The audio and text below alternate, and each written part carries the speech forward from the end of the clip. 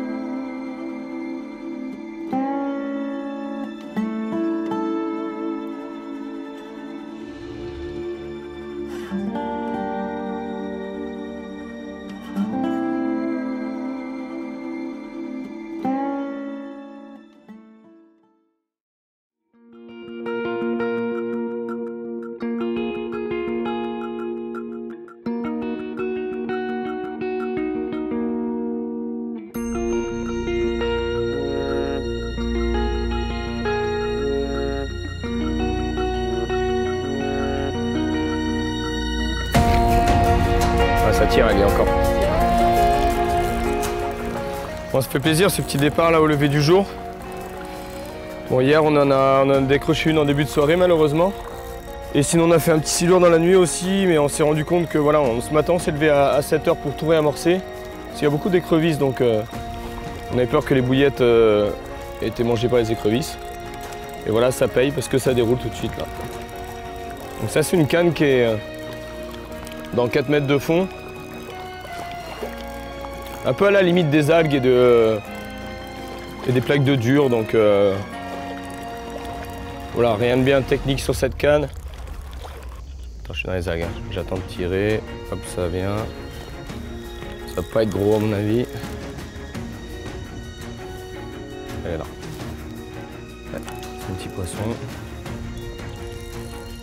Ça fait toujours plaisir. Ah, elle est tranquille. Ah ouais. Ah, je l'ai vu en plus. T'es sûr parce que... Prends le fil à la main, je pense. On voit les bulles là, tu vois.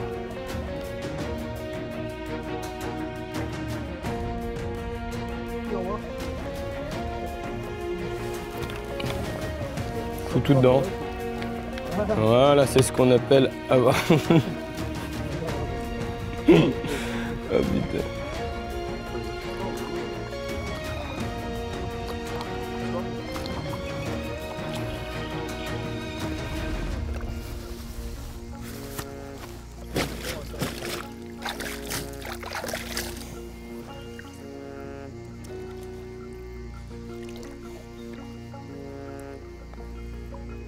Voilà le poisson en question. Poisson réveil, ça fait toujours plaisir.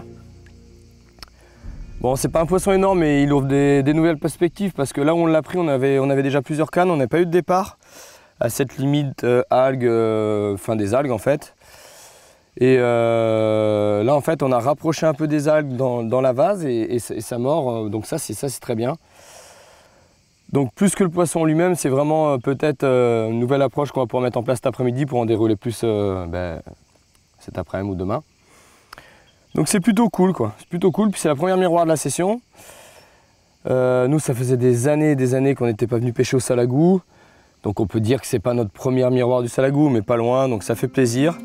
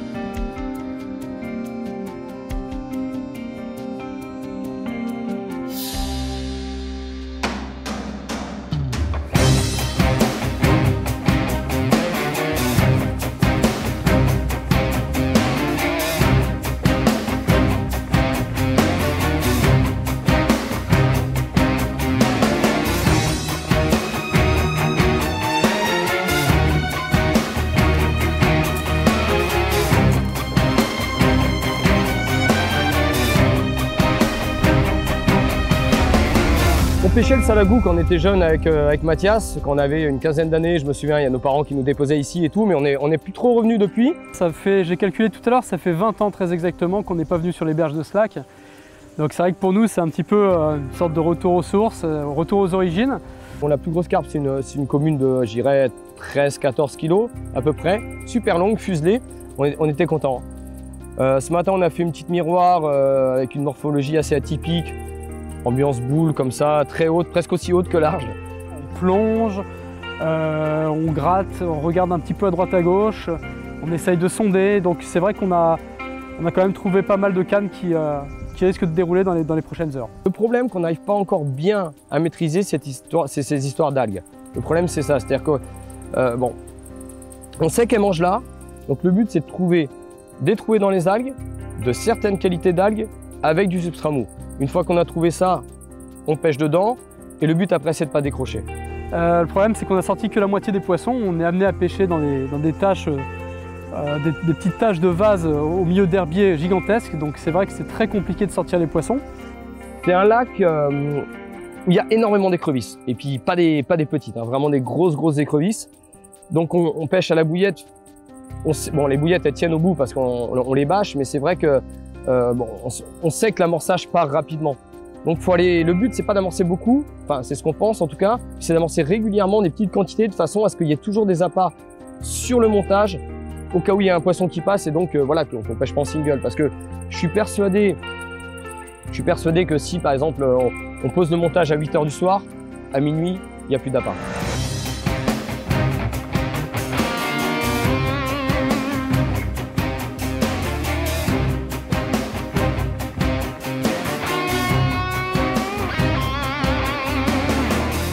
Ce qu'il faut expliquer à la base, c'est que c'est des algues qui sont hautes comme ça, super denses. Et donc c'est pas possible de pêcher au shot dessus, c'est compliqué.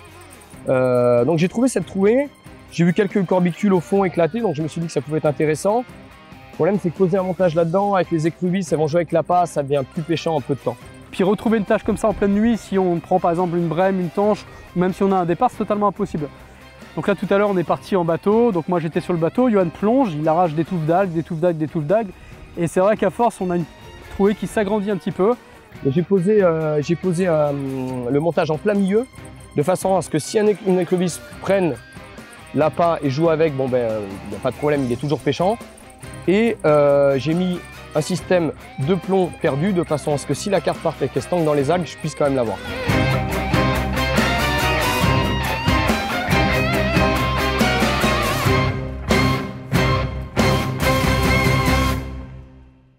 Bon, on vient de trouver un spot intéressant où on a placé un repère.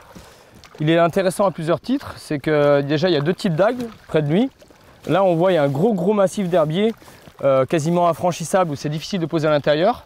Et juste à côté il y a des Ceratophyllum qui sont eux un peu moins denses. Donc on va poser dedans. Et ce qui est bien, c'est que là le fond fait une pente assez marquée vers le large. Donc intuitivement je pense que les poissons vont arriver comme ça, parce qu'ils ne peuvent pas traverser ce banc d'herbier, c'est pas pratique pour eux, c'est trop dense. Donc il va arriver comme ça, nous on a mis le repère là, on va poser la canne, le montage pardon, à droite du repère, bas de ligne vers l'extérieur, en espérant tout de suite impacter un poisson dès qu'ils arrivent. On va faire un amorçage légèrement sur l'arrivée supposée des poissons, et ce qui est bien c'est qu'on pêche quand même dans les algues, et dans ces algues, c'est pas dur, il y a un peu de vase, et je suis sûr qu'il y a de la nourriture naturelle où les poissons viennent se nourrir. Donc on va essayer de faire comme ça. Tiens Matt, rapproche-toi un petit peu s'il te plaît poulet. Mais je préfère poser sur le mou parce qu'en fait, bon déjà, la majorité du sol ici c'est de la pierre, donc ça fait une différence notable. Et en plus, en plongeant, j'ai vu qu'il y avait beaucoup de corbicules éclatés, ainsi de suite, dans toutes ces zones un peu plus molles. Donc je me dis que forcément il y a de la nourriture naturelle à l'intérieur, et donc forcément les carpes doivent y venir pour s'y nourrir. Donc c'est vrai que chercher des zones comme ça, c'est un peu plus compliqué. La présentation est un peu moins bien, mais je pense que c'est des zones où les carpes passent assez régulièrement, donc c'est intéressant à ce titre-là. Remonte un peu Matt, encore 3 mètres. Vas-y, encore, stop. Boum, allez là c'est parfait, je touche plus. Je vais amorcer un peu. Moi je suis presque dans les algues mais pas tout à fait, donc bon, ça devrait être pas mal. Amorcer un peu le long de la descente là. Allez c'est parti mon kiki, on y va Matt. Ouais.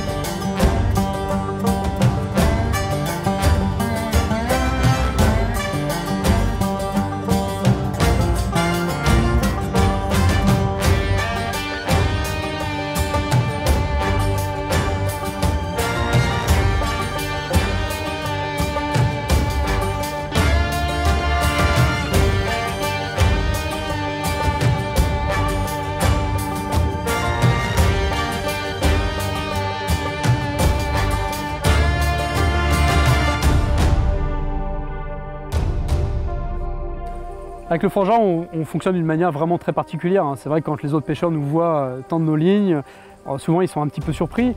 On met énormément de temps à tendre nos lignes, on met énormément de temps à repérer. Alors pourquoi est-ce qu'on fait ça? Parce que déjà on peut pêcher à deux, on est tout le temps tous les deux, donc on pêche en coopération. Et ça nous permet d'être vraiment ultra précis. Et la précision dans la pêche de la carpe, c'est peut-être oublié à tort à mon avis, mais c'est vraiment extrêmement important. Y compris sur des lacs comme ça, qui ne sont pas forcément des lacs très très difficiles, mais sur lesquels les poissons ont quand même leurs habitudes, et puis il y a quand même une pression de pêche malgré tout. Donc le fait de pêcher à deux, le fait de pêcher en coopération, le fait de prendre du temps, c'est quand même quelque chose d'essentiel, et nous c'est ce qu'on valorise depuis presque maintenant 10 ans dans les médias. La précision, les stratégies de pêche et la coopération. Alors si vous n'avez pas la chance d'avoir un frangin, c'est bien d'avoir un bon binôme qui va vous permettre de maintenir le bateau quand vous allez poser une ligne, qui va vous permettre de vous donner des idées supplémentaires. Moi c'est vrai que par exemple quand le frangin est fatigué, c'est moi qui lui donne les idées, puis inversement. Là tout à l'heure c'est lui qui plonge parce qu'il est plus en forme que moi. La prochaine fois c'est moi. Bon voilà, on pêche de concert vraiment, on pêche ensemble. Et d'ailleurs on a 8 cannes, mais les 8 cannes, elles nous appartiennent pas vraiment quoi. On fait un poisson sur deux et puis on place nos cannes. Enfin, même pas à tour de rôle quoi, c'est-à-dire si je décide de placer 2 cannes, j'en place 2, si Johan en place 2, il en place 2, et dans tous les cas, les poissons vont nous revenir à égalité. Il n'y a aucune compétition entre nous et c'est déjà assez dur de pêcher la carpe, c'est déjà assez dur d'être en compétition face à la nature, face aux éléments. Si aussi c'est pour être en compétition avec celui avec qui on pêche, ça devient vraiment très compliqué, donc là-dessus on a vraiment une entente parfaite. Et quand je fais un geste, il le prolonge, et quand il a une parole, je la prolonge. Et c'est comme ça que ça fonctionne quoi. Et c'est vraiment, on aurait vraiment du mal à fonctionner différemment, pour être tout à fait honnête.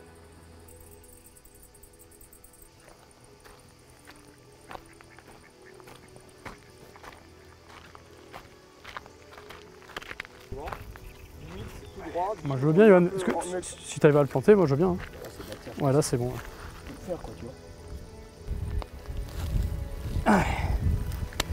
Parfait. Là ici c'est plat, l'avantage ici c'est que c'est super plat, tu vois, c'est plat en fait d'ici. Par rapport au piqué, ouais, ça peut le faire aussi, tu vois. Regarde, en fait tout ça c'est plat. Et c'est mou. Et c'est mou quoi. Tu vois, toi, là c'est sûr que ça pêche là, tu vois. Là ça pêche parfaitement. Ça pêche parfaitement là. Et là tu mets un bon caillou là. Ouais. Attends, parce qu'il faut qu'on voit avec le piquet. Avec le piquet il est où? Il est là-bas, donc il faudrait mettre le caillou ici. Le caillou, là un peu limite dans l'eau. Dans l'eau là. Histoire de bien le tenir et je pense que c'est bon.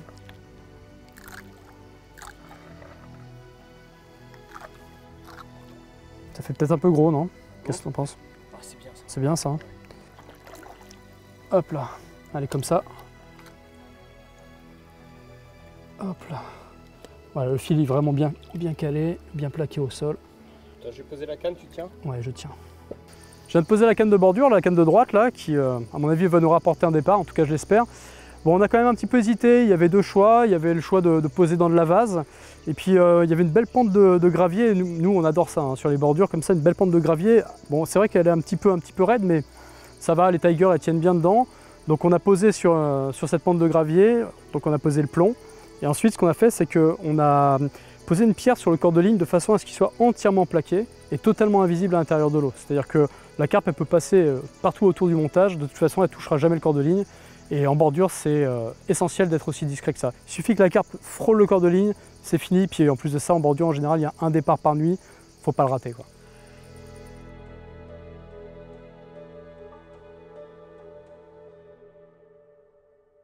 Bon, les gens nous demandent souvent comment on fait pour attraper des grosses carpes. Ben, je peux au moins montrer comment on fait pour en attraper des petites. Voilà, petite miroir, super jolie. C'est un poisson qu'on a pris à la Tiger Nut et on a entendu quelques bips tout à l'heure. Et voilà, en fait, elle s'est réfugiée dans les herbiers tout de suite. On pêchait, en fait, elle était au bout de la ligne depuis 1 heure et demie et on voulait replacer pour le soir. Ben voilà, on l'a sortie de l'eau, donc bon. Et dire qu'on en décroche des fois alors qu'on est dessus, et celle-là, ça faisait 1 heure et demie qu'elle était au bout. Bon.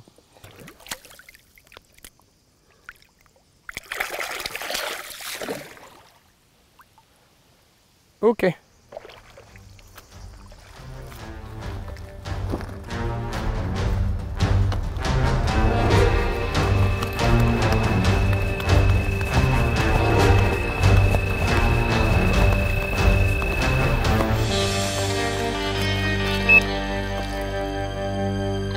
Putain.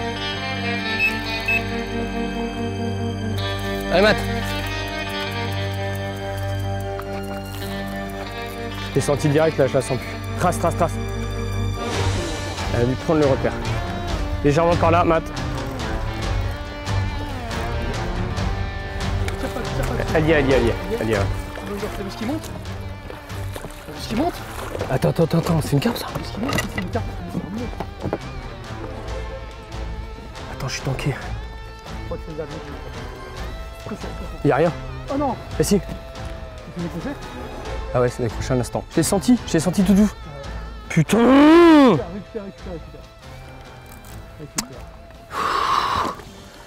Récupère, tu vas prendre le repère. Récupère, Johan. Ouais. Putain. C'est pas possible ça, oh! Mais moi j'ai pas vu la carte, hein. Moi j'ai vu une masse énorme. Mais c'était une carte, mec. Non, c'était pas une carte, c'était les... Mais si, je te jure.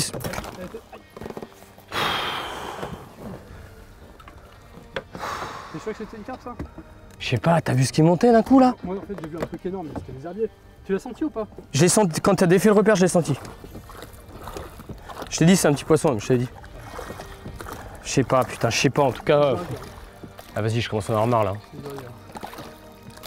Je commence vraiment à en avoir marre là. Ouais, là sur cette canne c'est dur. Hein. Franchement ça commence à me saouler de chez saouler.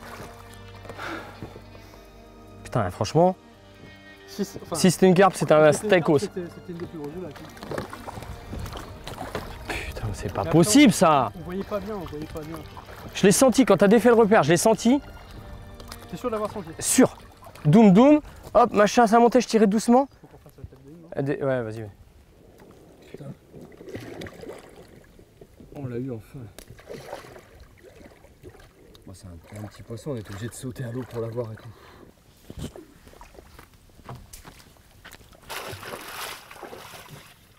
Allez. Bon voilà un petit poisson. Pas énorme, mais qui nous a donné le fil à retordre. On était obligé de sauter à l'eau avec le frangin pour l'avoir. Toujours à cause de ces herbiers. Hop là. Ça se mérite les carpes ici. Donc c'est plutôt cool. C'est plutôt sympa. On va la mettre au sac, il fait jour dans 1 heure là. On va la mettre au sac pour vous la montrer demain matin. On va la mettre au sac 1 heure ou 2 et puis voilà. Enfin, je suis content, c'est cool. Bon, il est 5 h du matin là, on vient de prendre une petite commune. Et on a remarqué avec le frangin que l'activité principale, de toute façon là on a le plus de départ, c'est la matinée vers 6, 7, 8, 9 h du matin. Donc on va en profiter là pour replacer quelques montages vu qu'on est debout. Et voilà, et aller ramorcer quelques cannes. Bon, évidemment, on ne replace pas tous les montages parce qu'il y a certains montages qui pêchent, mais notamment les cannes qui sont à la bouillette, on va les replacer parce que les écrevisses mangent les bouillettes assez rapidement. Et vu le nombre d'indésirables qu'il peut y avoir, c'est quand même bien aussi de réamorcer dans tous les cas, de replacer, de réamorcer parce qu'au moins on est sûr que ça pêche de manière optimale dès le petit matin, qui est quand même l'heure à la bonne heure. Meilleure. Voilà, exactement. Donc là on y va.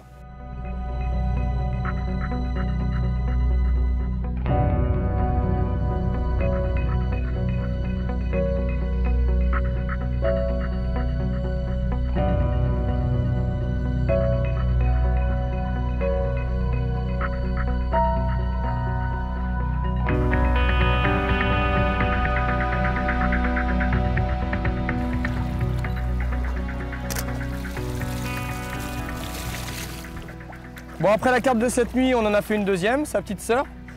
Un poisson quasiment identique. Donc c'est bien, on fait de plus en plus de départs, ça c'est plutôt un point positif. Bon, on tape pas dans le gros du cheptel, mais c'est pas grave, on s'amuse, on passe un bon moment. Et là, il y a eu un changement de vent, on a réussi à placer les cannes tant bien que mal parce que ça souffle fort. Donc on est confiant pour aujourd'hui. Je pense que ça va mordre. Voilà, et en espérant prendre une miroir, ce serait bien de prendre une miroir, ça ferait plaisir. Une belle miroir. Ouais, une belle miroir, c'est l'objectif. Bon, Lyon, on les remet à l'eau, c'est parti? Ouais, on va les remettre à l'eau. Parce que là, le vent, elles aiment pas trop les petites communes. Ouais. Hein. Souvent, les communes, elles aiment pas le vent, j'ai remarqué. Ouais. Même tous les poissons. Ouais. Allez, on les remet. Allez, go.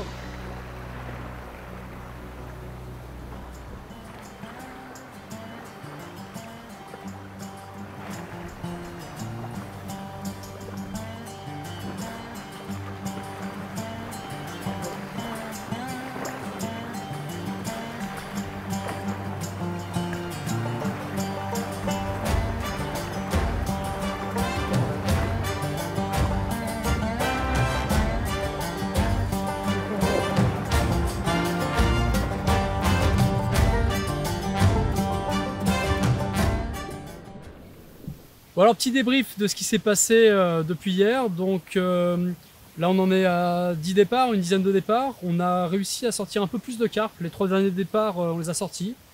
Et donc, on a réussi à corriger un petit peu les décroches. Donc ça, c'est quand même un aspect vraiment positif. Bon, après, on est toujours sur le cheptel du lac, hein, c'est-à-dire essentiellement des petites communes. Moi, je pense que ce qui serait pas mal, alors je sais pas ce que tu en penses au niveau stratégique, c'est peut-être, on s'est rendu compte que les cannes dans les algues ne donnaient pas grand-chose. Parce qu'elles sont tirées, quoi. En fait, les plombs bougent à cause du vent, il y a tellement d'algues qui se décrochent que ça se prend dans les bannières et ça bouge les plombs au fond. Donc ces cannes, on va les pousser derrière la barrière d'algues pour être, on va dire, même si le plomb bouge un peu, au moins on pêche encore. On pêche sur des zones propres, quoi. Voilà, et peut-être faire un amorçage tout le long, là, pour ça c'est à voir un peu. Faire un petit amorçage, peut-être un peu plus conséquent, tu vois. Pourquoi pas. Pourquoi pas, ouais. Ouais, tu veux dire un peu sur toute la zone derrière, ça peut être bien ça. Ça peut être pas mal, ouais. Maintenant, on a des spots qui déroulent un peu partout. Le seul problème, c'est qu'on n'arrive pas, primo, à taper vraiment dans le gros du cheptel. Et de deux, à vraiment, on va dire, pêcher en continu parfaitement. Il y a toujours une canne qui est off à cause soit du vent, soit des écrevisses, soit des... Donc ça, c'est encore à travailler là-dessus. Parce que du coup, on est tout le temps sur l'eau. Et puisqu'on est tout le temps sur l'eau, ça veut dire que ça pêche pas tout le temps de manière optimale, quoi. C'est vrai que c'est pas des journées de tout repos, hein, faut être honnête. C'est vrai. Bon, elle est cool quand même cette session, quoi. Ouais, non, franchement, c'est sympa, ouais. Le retour aux sources du Salagou, là, ça fait plaisir. On va revenir, c'est sûr. C'est sûr. Bon, c'est pas facile. C'est plus dur que ce qu'on aurait imaginé sur le plan des conditions, on va dire. Le vent, tout ça, les algues qui se détachent, tout ça, la chaleur, les écrevisses, indésirables, ainsi exactement, de suite, les carnassiers aussi, qui voilà. Mais sinon, on passe quand même un super moment, quoi. C'est vraiment chouette. Il est vraiment très agréable ce lac. Il y a une densité de poissons, donc ça mord, donc c'est quand même cool. T'as vu la quantité de fiches qu'il peut y avoir, c'est incroyable. Je sais pas combien entre il y a milliers de carpes là-dedans. Les blancs, les carpes qu'on voit sauter, les carnassiers, il y a des milliers de poissons.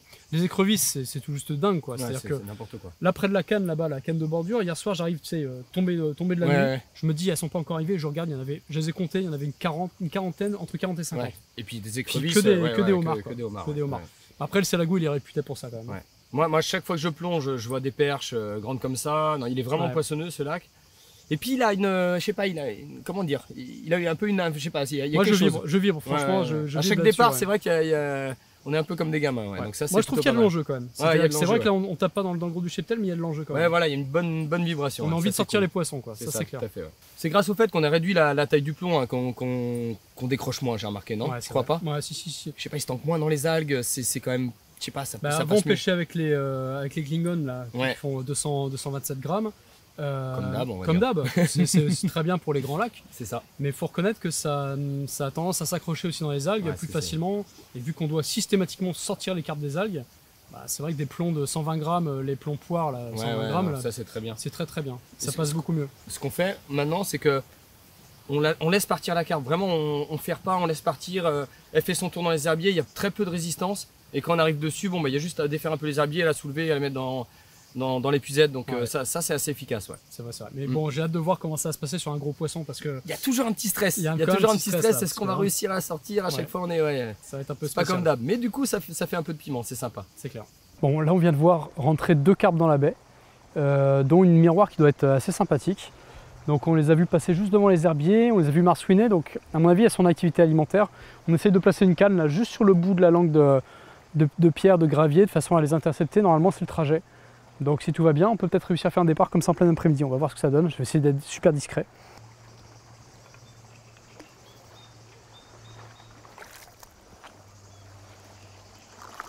Parfait. Ouais, ça suffit. Bon, c'est vrai qu'avec ce genre de technique, on a peut-être une chance sur 10, on va dire. Quelque chose comme ça, mais ça vaut le coup. Hein. Ça vaut le coup. Les poissons qui rentrent dans les baies comme ça en pleine journée, elles ont 2 attitudes. Soit elles sont en activité alimentaire, ce qui est la situation la plus rare, soit elles rentrent simplement pour aller flâner, pour se mettre dans les joncs, dans les herbes. Mais là, j'ai plutôt l'impression qu'elles sont en train de manger, là, vu ce qu'elles ont fait.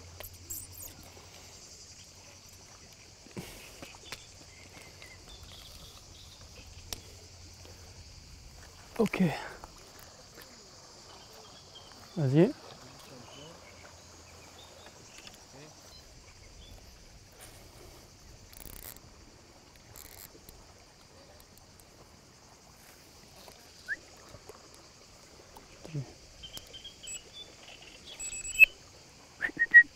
Yo. Faire le tour.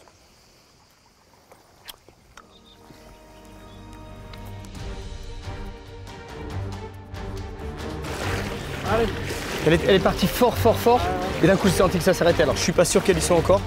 Je pense que par contre, elle a traversé tout l'herbier, c'est sûr. Donc ça, c'est peut-être un point positif. Au moins, on va voir. Doucement, doucement, doucement, doucement, doucement. Allez, passez dans l'autre. C'est pas pareil de toi. Putain, avec le Zef, j'y suis. Ok, ça s'est dégagé. Tu veux que j'aille enlever cette merde ou pas? Trace dessus, à mon avis. On va voir. J'espère qu'elle n'est pas dans l'autre herbier. Je sais pas. C'est pas impossible. En tout cas, ce que je sais, c'est que je sens rien du tout. Tuer les deux. Elle est pas dans l'autre herbier. Vas-y. Elle a peut-être une chance. Si elle y est, Il y a le plomb qui est là. Elle est là-bas, regarde. Oh. Elle est là-bas en surface. Elle est là-bas en surface, elle nous attend. Putain, gentiment. Attention à l'arrivée du plomb. Alors tu prends le... Ouais, elle est pas moche. C'est du sport, hein. Plein vent et tout. Après là, c'est magnifique. Je sais pas si je la vois en surface. Là, c'est un kiff total. Je vais jamais y arriver. Ok. Ah putain, allez, viens là, toi. Allez, fais plaisir à tonton. Allez, commande, commande. À la salon. Ouais, très bien. Elle est presque dedans, regarde. Ah, j'arrive pas à la bouger, putain. Eh. Voilà, c'est du kiff quand même, quoi. C'est du sport, mais c'est du kiff. Bon, celle-là, elle est maintenant pour nous, Matt. T'es prêt? 3, 2, allez. Elle est pas dedans. Et papa, papa, papa. Ouh. Ah, c'est pas un monstre, mais t'as rien que le principe de pas la louper, quoi. Elle est partie, hein, c'est bon, elle est partie derrière. Quoi. Ouais. Elle est jolie en plus, hein. Elle est pas grosse, mais elle a une très belle forme, elle. Ouais. Super. Ok, allez. Peut-être tu peux éteindre le moteur, non? Je vais, tiens. Ah, j'ai l'impression que j'ai sorti une 25, quoi. Ah, je te jure. Là, j'ai vibré, j'ai bien vibré.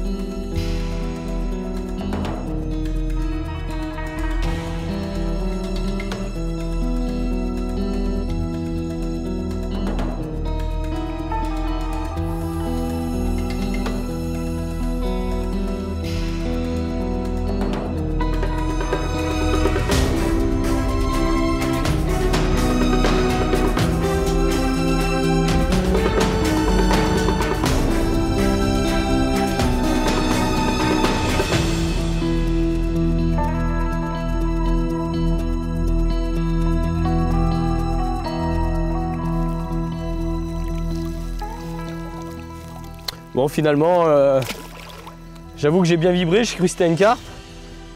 Surtout que je pêchais à la Tiger et ben non, finalement, un petit silure. D'habitude, les silures, ça fait des combats avec des pertes de contact et là, il n'y en avait pas. Donc, je me suis dit, autant c'est un beau poisson, une belle carpe.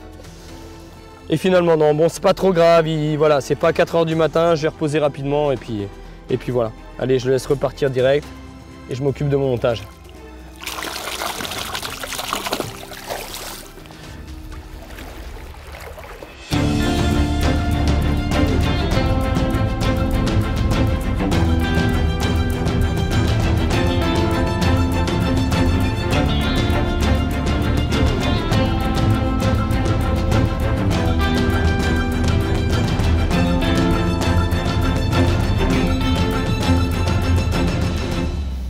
Allez, voilà le poisson qu'on vient de prendre. Une jolie petite commune, encore une fois. Alors ça, c'est sur le nouveau spot. Le nouveau spot, c'est celui sur lequel on a amorcé des quantités régulières durant 3 jours maintenant. Et ça a fini par payer, évidemment. Là, on vient juste de placer la canne il y a 3 heures, même pas 2 heures. Et voilà le poisson. Alors le problème, c'est que ce nouveau spot, il est pas loin du high spot, du spot qui donne tous les départs. Donc la question qui va se poser maintenant, c'est est-ce qu'on va réussir réellement à augmenter notre nombre de départs, c'est-à-dire faire x2 par exemple, ou est-ce qu'on va intercepter sur le nouveau spot les poissons de l'ancien spot, et auquel cas ça servira à rien. Ça c'est toujours le problème quand on fait ce genre d'amorçage, mais on a remarqué quand même avec le temps qu'en général on double le nombre de départs. Affaire à suivre.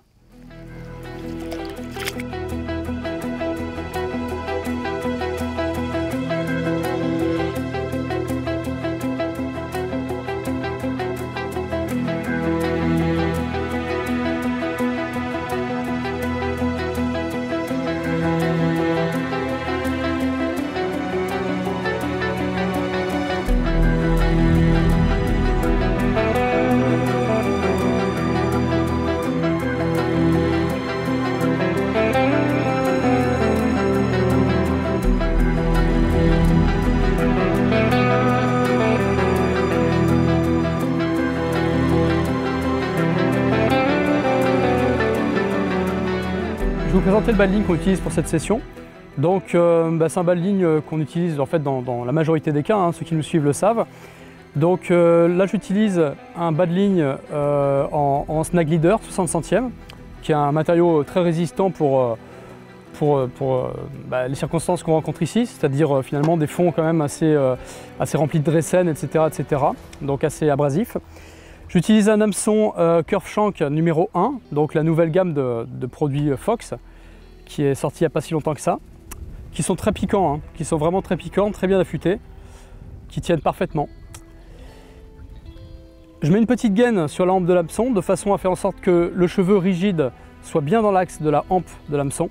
Et enfin, je mets une bouillette, bon là, comme d'habitude, des Dragon Baits, qu'on utilise depuis maintenant 7 ou 8 ans. Et le tout donne un ensemble très rigide, hein, avec, donc, comme je disais, un bas de ligne rigide et un cheveu rigide. Mais c'est bien, ça s'en mêle pas. Là, il y a beaucoup d'écrevisses, donc elles ont tendance à jouer avec lèche. Et c'est important pour moi de ne pas utiliser de la tresse parce que c'est un emmêlage dans 80% des cas. Bon, on a fait une carpe cette nuit, sans doute la dernière carpe de la session, parce que là, ça commence à être la fin. Un poisson de 13-14 kg qu'on a pris en bordure, vraiment très près de la bordure, dans une petite tache de gravier, où j'avais posé un montage avec une pierre qui s'enlève au départ. Ça a très bien marché, parce que quand on est arrivé avec le frangin en bateau pour venir l'épuiser, il nous attendait en surface gentiment, elle n'est pas rentrée dans les herbiers. Donc ça, c'est une technique validée à ce niveau-là. Bon, pour faire un petit bilan global de la session, c'est plutôt positif. On a fait, je pense, une quinzaine de départs, peut-être un peu plus en tout. Donc on est content. On n'a pas pris les poissons les plus gros du lac, mais c'est pas grave. Là où on est vraiment satisfait, c'est qu'on a réussi à adapter notre stratégie au fur et à mesure de la session.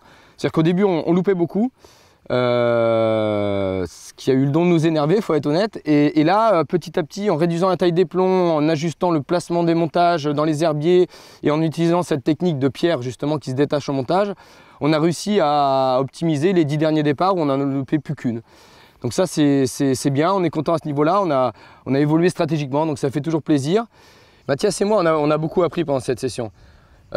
Si vous avez la possibilité et la chance d'aller en Grand Lac, n'hésitez pas à toujours se remettre en question, à toujours rechercher des nouvelles solutions, des nouvelles stratégies pour essayer de prendre du poisson, parce que ça paye.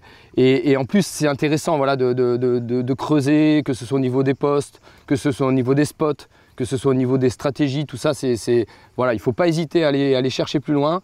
Et voilà, avec le frangin, c'est ce qu'on essaie de faire en tout cas en permanence.